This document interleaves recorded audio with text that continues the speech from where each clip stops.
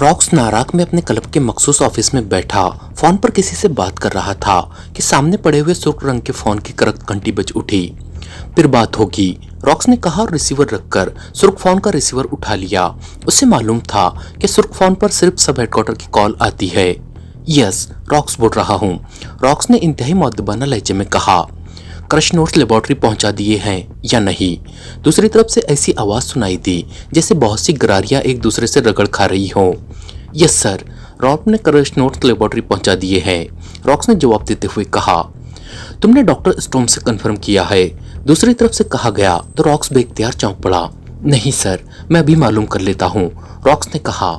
हर मामले को कंफर्म कर लिया करो, मामूली सी गफलत ब्लैक सन के लिए नुकसान का बास बन सकती है। दूसरी तरफ से कहा गया। आइंदा ऐसा ही होगा सर, हुक्म की तामील होगी, रॉक्स ने कहा। कोई गड़बड़ हो तो इत्तला करना, दूसरी तरफ से कहा गया और उसके साथ ही राब्ता खत्म हो गया। तो रॉक्स ने रिसीवर रखकर पहले अपनी पेशानी पर आ जाने वाला पसीना हाथ से साफ किया, क्योंकि उसे मालूम था कि सब हेडक्वार्टर मामूली सी गलती को भी माफ करने का आदी नहीं है। उस पर खुसूसी मेहरबानी हो गई है और मौत के खौफ से उसकी पेशानी पर पसीना उभर आया था। फिर उसने रिसीवर उठाया और 2 नंबर प्रेस कर दिए। यस चीफ, दूसरी तरफ से फोन सेक्रेटरी की मुअद्दबाना आवाज सुनाई दी। रॉल्फ से बात कराओ मागा में, रॉक्स ने कहा और रिसीवर रख दिया। उसने रॉल्फ की हद तक भी झूठ बोला था, क्योंकि न ही रॉल्फ ने खुद उससे राब्ता किया था और न ही उसने रॉल्फ से मालूम किया था। उसे मालूम ही था कि सब हेडक्वार्टर रॉल्फ से बराह रास्त पूछ-गुछ नहीं करेगा, इसलिए उसने गलत बयानी कर दी थी। लेकिन उसे मालूम था कि सब हेडक्वार्टर डॉक्टर स्टोम से बराह रास्त राब्ता कर सकता है, इसलिए उसने डॉक्टर स्टोम के बारे में गलत बयानी करने की जुर्रत नहीं की थी। थोड़ी देर बाद फोन की घंटी बज उठी तो रॉक्स ने रिसीवर उठा लिया। यस, रॉक्स ने कहा। रॉल्फ लाइन पर है चीफ, फोन सेक्रेटरी ने मुअद्दबाना लहजे में कहा। हेलो रॉल्फ, तुमने क्रश नोट्स के बारे में कोई रिपोर्ट नहीं दी, क्यों? बोलो, रॉक्स ने खासे सख्त लहजे में कहा। सॉरी चीफ, मैं 2 घंटे पहले वापस आया हूँ और यहाँ क्लब के सिलसिले में एक झगड़ा हो गया था, उसकी वजह से देर हो गई। आई एम सॉरी, रॉल्फ ने इंतहाई मुअद्दबाना लहजे में कहा। आइंदा मोहतात रहा करो, वरना तुम्हारी लाश भी किसी को दस्तयाब नहीं होगी, रॉक्स ने और ज्यादा सख्त लहजे में कहा। आइंदा ऐसा नहीं होगा बॉस, सॉरी बॉस, रॉल्फ ने और ज्यादा मुअद्दबाना लहजे में कहा। अब रिपोर्ट दो, रॉक्स ने कहा। बॉस, क्रश नोट्स मुझ तक पहुंचाए गए और आपका हुक्म था कि मैं खुद मोटर बोट लेकर अपने 4 साथियों समेत मास्टर आइलैंड पहुंचूं। मैंने आपके हुक्म की तामील की और डॉक्टर स्टोम ने हिफाजती दायरे ऑफ कराए और एक आदमी को बाहर भिजवाया। मैं घाट से जजीरे पर पहुंचा तो वो आदमी मुझे एक खुफिया रास्ते से लेबोरेटरी में ले गया। वहां डॉक्टर स्टोम बजाते खुद मौजूद थे। मैंने उन्हें क्रश नोट्स दिए, उन्होंने उसे चेक करके ओके किया तो मैं जेरे जमीन रास्ते से दोबारा वापस जजीरे की ऊपर वाली सतह पर आया और फिर वहां से घाट पर और फिर मोटर बोट के जरिए वापस मागा पहुंच गया। रॉल्फ ने तफसील बताते हुए कहा। पाकिस्तान से कोई रिपोर्ट मिली है तुम्हें पाकिस्तान सीक्रेट सर्विस के बारे में? रॉक्स ने पूछा। नो बॉस, वहां एक ग्रुप काम कर रहा है लेकिन अभी तक कोई रिपोर्ट नहीं मिली, रॉल्फ ने जवाब दिया। वो ग्रुप किसकी निगरानी कर रहा है? रॉक्स ने पूछा। पाकिस्तान सीक्रेट सर्विस के लिए काम करने वाले एजेंट इमरान की। एयरपोर्ट पर वो 24 घंटे निगरानी कर रहे हैं। जैसे ही इमरान एयरपोर्ट पहुंचा और उसने जहां के लिए भी बुकिंग कराई, मुझे इत्तला मिल जाएगी, रॉल्फ ने जवाब देते हुए कहा। वो इंतहाई खतरनाक एजेंट है, वो मेकअप भी तो कर सकते हैं, रॉक्स ने कहा। वो ग्रुप उसके कदो कामत और गुफ्तगू के अंदाज से उसे पहचानते हैं बॉस, इसलिए वो चाहे किसी भी मेकअप में हो उसका चेक हो जाना यकीनी है, रॉल्फ ने जवाब दिया। उस ग्रुप को कहना कि वो इंतहाई मोहतात रहे, अगर वो चेक हो गए तो ये लोग सीधे हमारे सर पर पहुंच जाएंगे, रॉक्स ने कहा। यस बॉस, मुझे मालूम है, आप फिक्र मत करें, वो हमारी तरफ रुख नहीं करेंगे और अगर करेंगे तो यकीनी मौत के घाट उतार दिए जाएंगे, रॉल्फ ने कहा। ओके, अगर कोई भी प्रॉब्लम हो तो मुझे फौरन इत्तला कर देना, मुझसे सब हेडक्वार्टर रिपोर्ट लेता है और तुम क्लब के झगड़ों में पड़े रहते हो, रॉक्स ने कहा और उसके साथ ही उसने क्रेडल दबा दिया और फिर टोन आने पर उसने 2 नंबर प्रेस कर दिए। यस बॉस, दूसरी तरफ से फोन सेक्रेटरी की मुअद्दबाना आवाज सुनाई दी। डॉक्टर स्टोम से बात कराओ, रॉक्स ने कहा और रिसीवर रख दिया। थोड़ी देर बाद फोन की घंटी बज उठी तो रॉक्स ने रिसीवर उठा लिया। यस, रॉक्स ने कहा। डॉक्टर स्टोम से बात कीजिए बॉस, दूसरी तरफ से कहा गया। दोस्तों, ब्लैक सन का सिलसिला जारी रहेगा, लेकिन उससे पहले अगर आप हमारे चैनल पर नए हैं या अब तक आपने हमारे चैनल को सब्सक्राइब नहीं किया है तो चैनल को सब्सक्राइब करें और वीडियो को लाइक जरूर करें। शुक्रिया। हेलो डॉक्टर साहब, मैं नाराज से रॉक्स बोल रहा हूँ। रॉक्स ने कदरे मुअद्दबाना लहजे में कहा। कोई खास बात है जो फोन किया है? डॉक्टर स्टोम की लरसती हुई आवाज सुनाई दी। मैंने कंफर्म करना था कि क्रश नोट्स आप तक पहुंच गए हैं या नहीं। क्या वो वही है जो आपने डिमांड किए थे? रॉक्स ने कहा। हाँ, मुझे क्रश नोट्स पहुंच गए हैं और वो दुरुस्त हैं, डॉक्टर स्टोम ने जवाब दिया। डॉक्टर साहब, पाकिस्तान सीक्रेट सर्विस के बारे में इत्तलात मिल रही है कि शायद वो डॉक्टर आफ्ताब की हिलाकत और क्रश नोट्स के सिलसिले में यहाँ पहुँच जाए। गो उन्हें जजीरे के बारे में इल्म नहीं है और ना ही हो सकता है, लेकिन फिर भी उस वक्त तक आपने खुसूसी तौर पर चौकन्ना रहना है जब तक कि ये लोग हलाक नहीं कर दिए जाते या फार्मूले पर काम मुकम्मल ना हो जाए। रॉक्स ने मुअद्दबाना लहजे में कहा। उन्हें ये तो मालूम ही नहीं हो सकता कि हमने डॉक्टर आफ्ताब को हलाक किया है और हलाक करने से पहले उसके जहन से फार्मूला निकाल लिया है, और जब तक फार्मूला ना हो क्रश नोट्स का कोई फ़ायदा नहीं, और फार्मूला बगैर क्रश नोट्स के आगे नहीं चल सकता। इसलिए वो यहाँ क्यों आएंगे? डॉक्टर स्टोम ने लरसते हुए लहजे में कहा। हर इम्कान का ख्याल रखना पड़ता है, इसलिए अर्ज कर रहा था, रॉक्स ने कहा। ओके, डॉक्टर स्टोम ने कहा, और उसके साथ ही राब्ता खत्म हो गया। तो रॉक्स ने भी रिसीवर रखा और फिर सुर्ख रंग के फोन का रिसीवर उठा लिया ताकि सब हेडक्वार्टर को मुकम्मल और तफसीली रिपोर्ट दे सके। इमरान ने कार उस रिहायशी प्लाजा की वसी पार्किंग में रोकी जिसमें इन दिनों जूलिया की रिहाइश थी। कार को लॉक करके वो इमारत की तरफ बढ़ गया। जूलिया का फ्लैट तीसरी मंजिल पर था। वहां एक की बजाय 3 लिफ्टें मौजूद थी, लेकिन इमरान बैक वक्त 2-2 सीढ़ियां पलांगता हुआ ऊपर चढ़ने लगा। ये उसकी आदत थी कि उससे इमरजेंसी ना हो तो लिफ्ट इस्तेमाल नहीं करता था। उसका ख्याल था कि सीढ़ियां चढ़ने से बेहतरीन वर्जिश हो जाती है। इस वक्त भी वो सीढ़ियां पलांगता हुआ ऊपर तीसरी मंजिल पर पहुंच गया। जूलिया के फ्लैट का दरवाजा बंद था। इमरान ने कॉल बेल का बटन प्रेस कर दिया। कौन है? जूलिया की आवाज डोर फोन से सुनाई दी। कौन हो सकता है, तुम बताओ, इमरान ने जवाब देते हुए कहा। तो दूसरी तरफ से हल्की सी कटक की आवाज सुनाई दी और फिर चंद लम्हों बाद दरवाजा खुल गया। दरवाजे पर सफदर मौजूद था। वाह, आवाज निस्वानी, जिस्म मर्दाना, वाह, इमरान ने अंदर दाखिल होते हुए कहा। वैसे आपके चेहरे पर आने वाला पसीना बता रहा है कि आप सीढ़ियां पलांगते हुए ऊपर आए हैं। ऐसी सूरत में तो जिस्म निस्वानी होना चाहिए ताकि रस्सी पलांगने की वर्जिश सीढ़ियां पलांगने में तब्दील हो जाए। सफदर ने साइड पर होते हुए मुस्कुराकर कहा तो इमरान उसके खूबसूरत जवाब पर बेइख्तियार हंस पड़ा। बड़े कमरे में जूलिया और सालेहा के साथ साथ तनवीर और कैप्टन शकील भी मौजूद थे। रस्मी सलाम दुआ के बाद इमरान और सफदर भी कुर्सियों पर बैठ गए, जबकि जूलिया और सालेहा दोनों हस्बे रिवायत उठकर किचन में चली गईं ताकि सबके लिए चाय बना सके। इमरान साहब, इस बार मिशन कहाँ का है और क्या है? सफदर ने कहा। वही मिशन है जो पहले होता था, वही इस बार भी है, इमरान ने मुख्तसर सा जवाब देते हुए कहा। पहले उसने कब बताया है जो अब बताएगा, और तुम इससे पूछकर ख्वामखा उसका दिमाग खराब कर देते हो। अगर तुम नहीं पूछोगे तो ये खुद बताएगा, तनवीर ने खिलाफ तवक्को लंबी बात करते हुए कहा। जहां तक मेरा ख्याल है इस बार मिशन सामाली कज़ाकों के खिलाफ है और इसका आगाज जूलिया और सालेहा की तरफ से हुआ है, कैप्टन शकील ने कहा। जूलिया, सालेहा और सामालिया, क्या मतलब हुआ? तनवीर ने चौंक कर कहा। तुम चौंके क्यों हो? क्या कोई खास बात है? इस बार इमरान ने तनवीर से पूछा। हाँ, सालेहा ने एक औरत को मेरे गले में डाल दिया कि उसके साथ ज्यादती हुई है, मैं उसकी ज्यादती का इजाला करूं, जबकि इस मामले में भी 2 सियाफाम मुलविस थे, रिचर्ड और जैक्सन, और अब मालूम हुआ है कि ये दोनों सामालिया शिफ्ट हो गए हैं, तनवीर ने जवाब दिया। उसी लम्हे सालेहा और जूलिया ट्रालियां धकेलती हुई वहां पहुंच गईं। मेरा नाम किस मामले में लिया जा रहा था? सालेहा ने चाय की प्यालियां ट्रॉली से उठाकर सबके सामने मेज पर रखते हुए कहा। तुमने किस लड़की को तनवीर के गले में डाला? उसका कोई नाम तो होगा, इमरान ने कहा। ओ अच्छा, काशिफा के सिलसिले में बात हो रही थी, क्या हुआ उसका? सालेहा ने कहा तो तनवीर ने रॉडर को उठाकर 4 स्टार्स के हेडक्वार्टर ले जाने और वहां होने वाली बातचीत से आगाह कर दिया। वो दोनों सियाफाम रिचर्ड और जैक्सन काशिफा की भारी रकम लेकर सामालिया भाग गए हैं और वहां किसी ब्लैक क्लब से वाबिस्ता हैं। अब जब यहाँ सामाली कज़ाकों की बात हुई तो मैं चौंक पड़ा था, तनवीर ने तफसील बताते हुए कहा। उस बेचारी काशिफा की तो तुमने घर किया दे देकर जान निकाल दी होगी। सालेहा ने उसके साथ ज्यादती की कि उसे तनवीर के पास भिजवा दिया। ये काम सफदर भी कर सकता था, लेकिन नर्म अंदाज में, इमरान ने कहा तो सब बेइख्तियार हंस पड़े। सालेहा अब इतनी भी नादान नहीं है कि काशिफा को सफदर के पास भेज दी, जूलिया ने कहा तो एक बार फिर कमरा कहकहो से गूंज उठा। तनवीर ने जो कुछ बताया है उससे तो यही जाहिर होता है कि तनवीर को अगर मिस जूलिया कॉल न करती तो वो काशिफा समेत सामालिया प्रवास कर चुका होता। सफदर ने मुस्कुराते हुए कहा, मुझे क्या जरूरत थी? ये जो कुछ मैंने किया है सालिहा की वजह से किया है, वरना मैं उससे बात तक ना करता। तनवीर ने कहा, इमरान साहब, क्या मैंने दुरुस्त कहा है कि इस बार मिशन सामाली कज़ाकों के खिलाफ है?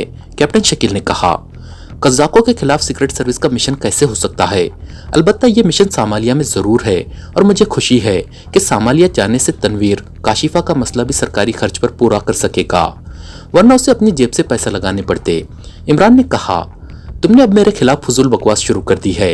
आइंदा अगर कोई लफ्ज मुंह से निकाला तो गोली मार दूंगा। तनवीर ने गुस्सीले लहजे में कहा, बकवास तो बकवास ही होती है, फजूल और कारामद बकवास कौन सी होती है?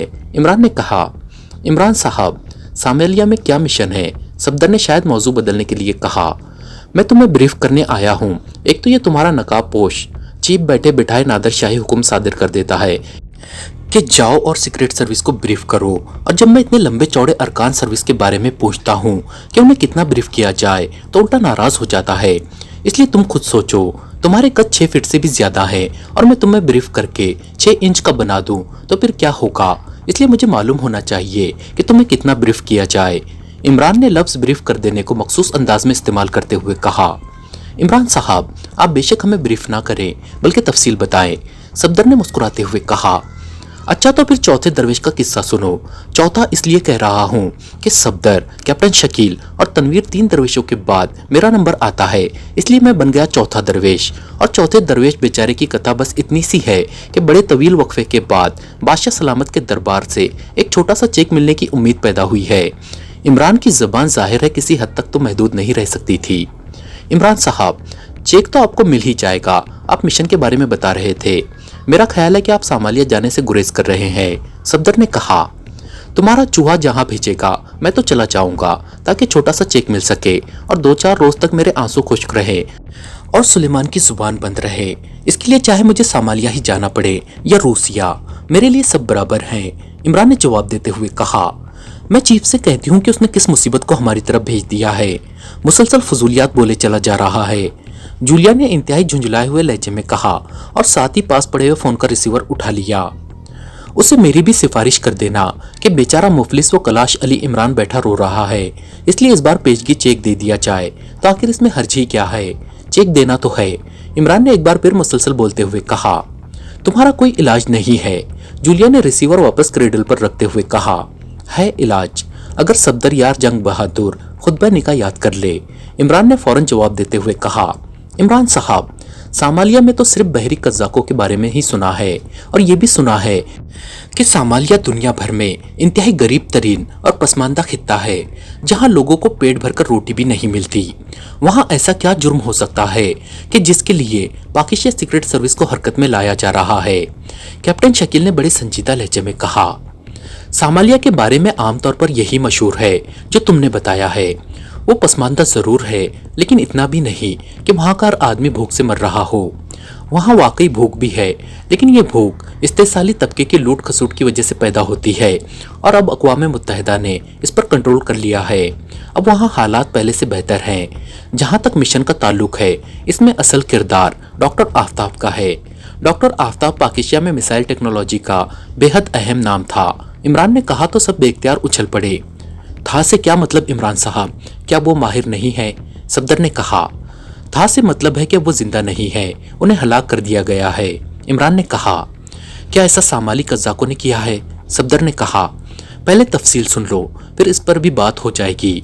डॉक्टर आफ्ताब एक बैनुल अक़वामी कॉन्फ्रेंस में शिरकत के लिए एक्रीमिया गए। वो समंदरी सफ़र के बेहद शायक थे। वापसी पर उन्होंने बजाय हवाई जहाज़ से पाकिस्तान आने के एक पाकिस्तानी मुसाफिर बरदार बहरी जहाज़ पर अपनी सीट बुक करा ली। ये जहाज़ कज़ाकों के रूट से भी बहुत दूर था कि अचानक इत्तला मिली कि कज़ाकों ने जहाज़ को अगवा कर लिया है और डॉक्टर आफ्ताब ने चूंकि मज़ाहमत करने की कोशिश की तो वो जवाबी कार्रवाई में हलाक हो गया। डॉक्टर आफ्ताब की लाश सामाली कज़ाकों के एक ग्रोह ने वहां एक क्लब के मालिक और जनरल मैनेजर कॉम्बो के जरिए सामालिया में पाकिस्तानी सफीर के हवाले कर दी। यहाँ तक तो मामलात नॉर्मल थे, लेकिन फिर एक और खौफनाक वारदात हुई। डॉक्टर आफ्ताब की रिहाइशगाह पर सिया फार्म अफराद ने हमला कर दिया और डॉक्टर साहब की बीवी, 3 मासूम बेटियों और 2 मासूम बेटों को वहां मौजूद मुलाजिमीन समेत इंतहाई बेदर्दी और सफाकी से हलाक कर दिया गया। डॉक्टर साहब के सेफ से ये लोग उनके मखसूस मिसाइल फार्मूले के क्रश नोट्स ले गए। जब मुझे पता चला तो मुझे मासूम बच्चों की इस तरह बेदर्दाना हलाकत पर बेहद रंज पहुंचा। मैंने टाइगर के जिम्मे लगाया कि वो मालूम करे कि ऐसा किसने किया है, तो टाइगर ने बताया कि ऐसा एक पेशावर कातिल ग्रुप, जिसे कोबरा ग्रुप कहा जाता है, ने किया है और वो कॉलराज रोड की एक इमारत में मौजूद है। मैंने टाइगर समेत वहां रेड किया और उनके इंचार्ज स्मिथ से पूछगछ की, जबकि उसके तमाम साथियों को हमने गोलियों से उड़ा दिया। स्मिथ ने यह बताया कि उसे यह मिशन दिया गया था। उसके बताने पर क्रॉस क्लब के रॉबर्ट को उठाकर राना हाउस लाया गया। रॉबर्ट ने यह बताया कि उसे मिशन सामालिया के ब्लैक क्लब के चीफ रॉल्फ ने दिया है। इमरान ने कहा तो तनवीर बेख्तियार उछल पड़ा। ओ, वो दोनों सिया फार्म, रिचर्ड और जैक्सन, जिन्होंने सालिया की फ्रेंड काशिफा से जेवरात और रकम लूटी है, उनके बारे में भी यहाँ बताया गया है कि वो सामालिया वापस चले गए हैं और उन्होंने ब्लैक क्लब ज्वाइन कर लिया है। अलबत्ता एक और बात भी बताई गई है कि ये क्लब एक बैनुल अक़वामी तंजीम ब्लैक सन के तहत है। तनवीर ने कहा तो इस बार चौंकने की बारी इमरान की थी। ब्लैक सन, क्या ये लफ्ज़ तुमने दुरुस्त बोला है? इमरान ने कहा, हाँ, उस राउडर ने यही नाम बताया था। क्यों, इसकी कोई खास अहमियत है? तनवीर ने कहा, हाँ, काफी अरसे से मेरे सुनने में कई बार आया है कि ब्लैक थंडर की तरह ब्लैक सन नामी बैनुल अक़वामी तंजीम पूरी दुनिया पर हुकूमत करने की तैयारियों में मसरूफ है और इस सिलसिले में उसने न सिर्फ दुनिया भर में जदीद असले के हुसूल के लिए लेबॉर्ट्री और फैक्ट्रियाँ कायम कर रखी हैं, बल्कि दुनिया भर में ऐसे ग्रोह भी तैयार कर रखे हैं जो ड्रग और असला स्मगलिंग के साथ साथ दिगर जराइम में मुलविस होकर इसके लिए रकम इकट्ठी करते हैं। और ये बात भी सुनी गई है कि ये तंजीम सिया फार्म अफराद ने कायम की है और उनका कहना है कि मुस्तकबिल में पूरी दुनिया पर सिया फार्मों की हुकूमत होगी और सफ़ेद फार्म और गुंदमी रंगत वाले सब सिया फार्म अफराद के गुलाम होंगे। अलबत्ता अब तनवीर की इस बात से टूटी हुई कड़ियाँ जुड़ गई हैं। इमरान ने कहा, कैसे इमरान साहब? सफदर ने कहा, डॉक्टर आफ्ताब मिसाइल टेक्नोलॉजी पर अथॉरिटी रखने वाले साइंसदान थे। उन्होंने एक ऐसे मिसाइल का फार्मूला भी तैयार किया जिसे मुस्तकबिल का मिसाइल कहा जा सकता है। उनसे यह फार्मूला हासिल करने के लिए बहरी कज़ाकों को हुक्म दिया गया। उन्होंने वो मुसाफिर बरदार बहरी जहाज अगवा कर लिया। ये भी इत्तला है कि डॉक्टर आफ्ताब को किसी नामालूम जजीरे पर ले जाया गया था और वापसी पर उनकी लाश मिली, जो सफ़ीर के जरिए पाकिस्तान पहुंच गई। चूंकि उनका फार्मूला पाकिस्तान में महफूज था, इसलिए डॉक्टर आफ्ताब की हिलाकत के बारे में कोई वजह सामने नहीं आ रही थी। सरदावर का कहना है कि डॉक्टर आफ्ताब बेहद शरीफ इंसान थे और साइंसदान थे, इसलिए उनकी तरफ से मज़ाहमत मुमकिन नहीं। फिर उन्हें हलाक क्यों किया गया, ये बात समझ में नहीं आ रही थी। लेकिन जब उनके क्रश नोट्स हासिल किए गए तो ये बात तय हो गई कि जिन्होंने क्रश नोट्स मंगवाए हैं उनके पास फार्मूला मौजूद है, क्योंकि बगैर फार्मूले के क्रश नोट्स किसी काम के नहीं होते और क्रश नोट्स के साथ फार्मूले पर अब तक होने वाला काम सामने आ जाता और काम जल्दी खत्म हो जाता है। अब ये बात तय है कि बहरी जहाज इसलिए अगवा किया गया कि उसमें डॉक्टर आफ्ताब मौजूद थे। फिर उन्हें कहीं ले जाया गया, वहां उनके जहन से फार्मूला मशीनरी के जरिए हासिल किया गया और फिर उन्हें हलाक कर दिया गया, ताकि किसी को मालूम ना हो सके कि फार्मूला उनसे हासिल किया गया है। ये सारी कड़ियाँ इसलिए उलझी हुई थीं कि कोई तंजीम सामने नहीं आ रही थी, लेकिन तनवीर ने यह मसला हल कर दिया है। ये सारी कार्रवाइयाँ ब्लैक सन की तरफ से की गई हैं। इमरान ने मुसलसल बोलते हुए कहा, इमरान साहब, अब हमें उसके हेडक्वार्टर के खिलाफ काम करना होगा। सफदर ने कहा, फिलहाल तो हमने वो जजीरा ट्रेस करना है जहां ये लेबॉर्ट्री मौजूद है, जहां पाकिस्तानी फार्मूला पाकिस्तानी साइंसदान के जहन से हासिल करके उस पर काम किया जा रहा है। इसके बाद चीफ पर मुनस्सिर है कि वो सिर्फ इस लेबॉर्ट्री की तबाही तक महदूद रहने या हेडक्वार्टर तक पहुंचने का भी हुक्म देता है। इमरान ने कहा और सबने इस बात में सर हिला दिए। तुम सब तैयार हो जाओ, हमने सामालिया के दारुल हुकूमत मागा पहुंचना है। इमरान ने कहा, हम तैयार हैं इमरान साहब। सफदर ने कहा तो इमरान ने इस बात में सर हिला दिया। रॉल्फ अपने क्लब के ऑफिस में मौजूद था कि सामने पड़े हुए फोन की घंटी बज उठी तो उसने हाथ बढ़ाकर रिसीवर उठा लिया। यस, रॉल्फ ने कहा, बॉस, पाकिस्तान से डेविड की कॉल है। दूसरी तरफ से कहा गया तो रॉल्फ बेख्तियार चौंक पड़ा। पाकिस्तान से? ओ, जल्दी कराओ बात। रॉल्फ ने कहा, हेलो, पाकिस्तान से डेविड बोल रहा हूँ। चंद लम्हों बाद एक मर्दाना आवाज सुनाई दी। यस, रॉल्फ बोल रहा हूँ, ब्लैक क्लब से। क्या रिपोर्ट है? रॉल्फ ने कहा, इमरान अपने साथियों समेत अब से 1 घंटा पहले पाकिस्तान से मागा के लिए रवाना हुआ है। इमरान के साथ 3 मर्द और 2 औरतें हैं। डेविड ने कहा। फ्लाइट की क्या तफसीलात हैं? रॉल्फ ने सामने पड़ा हुआ पैड अपनी तरफ खिसकाते हुए कहा और साथ ही कलमदान में मौजूद बॉल पॉइंट उठा लिया। फिर डेविड ने जो तफसील बताई वो रॉल्फ ने पैड पर लिख ली। इमरान क्या अपनी असल शक्ल में है? रॉल्फ ने पूछा। हाँ, डेविड ने जवाब दिया। और उसके साथी क्या वो मेकअप में है या नहीं? रॉल्फ ने पूछा। हम उन्हें नहीं जानते, इसलिए इस बारे में कुछ नहीं कह सकते। अलबत्ता एक औरत सुइज नजाद है, डेविड ने जवाब देते हुए कहा। ओके, शुक्रिया। तुम्हारा मुआवजा तो तुम तक पहले ही पहुंच चुका है, रॉल्फ ने कहा। हाँ, मैंने इत्तला दे दी थी। गुड बाय, दूसरी तरफ से कहा गया और उसके साथ ही राब्ता खत्म हो गया। तो रॉल्फ ने क्रेडल दबा दिया और फिर टोन आने पर उसने फोन सेट के नीचे मौजूद एक बटन प्रेस कर दिया। यस बॉस, दूसरी तरफ से फोन सेक्रेटरी की मुअद्दबाना आवाज सुनाई दी। फ्रेड से बात कराओ, रॉल्फ ने कहा और रिसीवर रख दिया। कुछ देर बाद फोन की घंटी बजने पर उसने रिसीवर उठा लिया। यस, रॉल्फ ने कहा। फ्रेड लाइन पर है बॉस, बात करें, दूसरी तरफ से कहा गया। हेलो, रॉल्फ ने कहा। यस बॉस, मैं फ्रेड बोल रहा हूँ, हुक्म, दूसरी तरफ से मुअद्दबाना लहजे में कहा गया। एक फ्लाइट पाकिस्तान से मागा आ रही है, उसे प्रवास करते हुए 1 घंटा हो गया है। उसके बारे में मालूमात हासिल करो कि प्रवास ने रास्ते में कहाँ कहाँ रुकना है और कब वो यहाँ मागा पहुँचेगी। और हमें इसमें सफ़र करने वाले एक आदमी इमरान के कागजात चाहिए और इमरान के साथ 5 अफराद मजीद हैं, जिनमें 3 मर्द और 2 औरतें हैं। उन सबके कागजात की नकुल चाहिए ताकि उनकी तस्वीर हमारे पास पहुँच सकें। यकीनन उन 6 अफराद की बुकिंग इकट्ठी की गई होगी, रॉल्फ ने कहा। यस बॉस, क्या तफसील है इस फ्लाइट की? फ्रेड ने कहा तो रॉल्फ ने सामने पैड पर लिखी हुई तफसील दोहरा दी। मैं अभी तफसीली रिपोर्ट हासिल करके आपको कॉल बैक करता हूँ, फ्रेड ने कहा और उसके साथ ही राब्ता खत्म हो गया। तो रॉल्फ ने भी रिसीवर रख दिया। तो ये लोग हरकत में आ ही गए, रॉल्फ ने बड़बड़ाते हुए कहा। और फिर तकरीबन 1 घंटे के शदीद इंतजार के बाद फोन की घंटी बज उठी तो उसने हाथ बढ़ाकर रिसीवर उठा लिया। यस, रॉल्फ ने कहा। फ्रेड लाइन पर है बॉस, दूसरी तरफ से कहा गया। हेलो, रॉल्फ ने कहा। फ्रेड बोल रहा हूँ बॉस, दूसरी तरफ से इस बार फ्रेड की आवाज सुनाई दी। यस, क्या रिपोर्ट है? रॉल्फ ने कहा। बॉस, पाकिस्तान से चलने वाली फ्लाइट रात 11 बजे मागा पहुंचेगी और रास्ते में उसका एक स्टॉप है आरती एयरपोर्ट पर। वहां से सिर्फ फ्यूल लिया जाएगा और कागजात की नकुल फैक्स के जरिए कुछ देर बाद पहुंच जाएगी, फ्रेड ने तफसील बताते हुए कहा। जैसे ही ये कागजात आए तुमने मेरे पास फौरन ही फैक्स करने हैं, रॉल्फ ने कहा। यस बॉस, दूसरी तरफ से कहा गया। तो रॉल्फ ने क्रेडल दबाया और फिर फोन सेट के नीचे मौजूद एक बटन प्रेस कर दिया।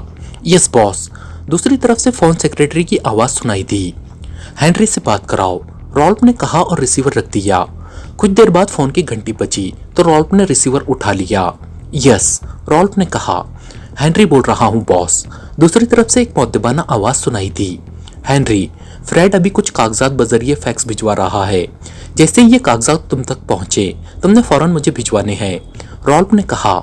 यस बॉस, दूसरी तरफ से कहा गया। तो रॉल्फ ने क्रेडल दबाकर राब्ता खत्म किया और फिर टोन आने पर उसने फोन सेट के ऊपर वाले हिस्से में मौजूद सुर्ख रंग का बटन प्रेस कर दिया तो फोन डायरेक्ट हो गया और फिर उसने तेजी से नंबर प्रेस करने शुरू कर दिए।